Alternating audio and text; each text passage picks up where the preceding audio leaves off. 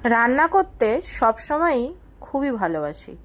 আর এইরকম সাজিয়ে গুছিয়ে যদি রান্না করতে বলে কেউ আমাকে, আমি যে কোনো সময় রান্না করতে রেডি। তাই পিটিতে সারাদিন কাজ করার পরে একটুও ক্লান্ত না হয়ে এই রেসিপিটা আজকের বানিয়েই ফেললাম। সব দিন রুটি তরকারি খাওয়াটা রাত্রে যেন একদম আর ভালো লাগছিল না, রিমো মিমো ওদেরও ভালো লাগছিল না। তাই ভাবলাম আজকের বাড়িতে একটুখানি নান বানাই। যদিও নানটা কিন্তু আগে একবার আমি অনেক দিন আগে বানিয়েছিলাম, তখন একটু শক্ত শক্ত হয়ে গেছিলো, তাই খুব একটা আশা নিয়ে বানাইনি যে এতটা ভালো হবে, সত্যি বুঝতে পারিনি। আর তাই এর কোনো ভিডিও নেওয়া হয়নি, মানে করছি পুরো প্রসেসটা যেরকম আমি তোমাদের সঙ্গে শেয়ার করি সেরকম নেওয়া হয়নি। বাট আজকে সত্যি খুবই সুন্দর হয়েছিল, এরকম তুলতুলে একদম নরম, যেরকম নান সবাই আমরা ভালোবাসি সেরকম কিন্তু হয়েছিল।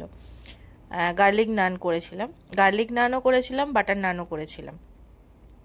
তার সঙ্গে ছিল গন্ধরাজ চিকেন। এটা গন্ধরাজ চিকেন, বাটার চিকেন দুটোই বলা যায়, দুটোকে মোটামুটি নিজের মতন করে ফিউশন একটা বানিয়েছিলাম।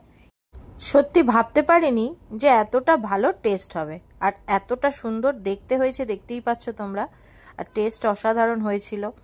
তাই পরে একদিন আমি এই ভিডিওটা, মানে এই রেসিপিটা ভিডিওর জন্যই বানাবো, কারণ এই রেসিপিটা আমার দুর্দান্ত লেগেছে। তোমরাও একবার ট্রাই করো, আশা করি তোমাদের ভালো লাগবে। একদম নর্মাল সিম্পলভাবেই করেছি।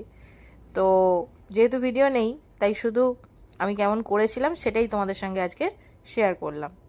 পছন্দের খাবার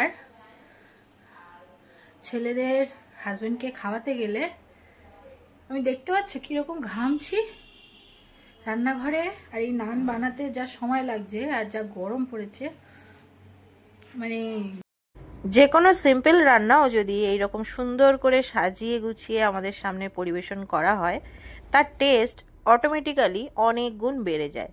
তারপরে তো টেস্ট একটা ব্যাপার আছেই অবশ্যই, বাট দেখতে সুন্দর হলে জিনিসটা অনেক সুন্দর লাগে।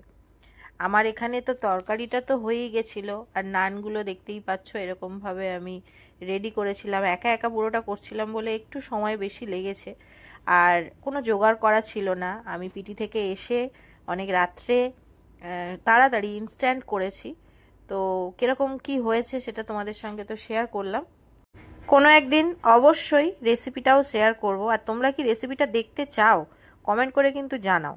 যদি তোমরা দেখতে চাও তাহলে খুব তাড়াতাড়ি এই রেসিপিটা আমি তোমাদের জন্য আরও একবার বানাবো, আর আমরা নিজেরাও খাবো। আর তোমরা রেসিপিটা দেখে নিয়ে নিজেরা বাড়িতে বানাবে আর খেয়ে জানাবে তোমাদের কেমন লেগেছে। আমার তো জাস্ট অসাধারণ লেগেছে। নানটা দেখো কতটা তুলতুলে হয়েছিল, ঠান্ডা হয়ে যাওয়ার পরেও কিন্তু নরমই ছিল। আজকের ভিডিওটা এখানেই এন্ড করলাম। যদি কিছু ভালো লাগে লাইক করো, কমেন্ট করে জানিও কেমন লাগলো আর তোমরা রেসিপিটা চাও কিনা। নেক্সট ব্লগে আবার তোমাদের সঙ্গে দেখা হচ্ছে। ততক্ষণ সবাই খুব ভালো থেকো, সুস্থ থেকো, টাটা।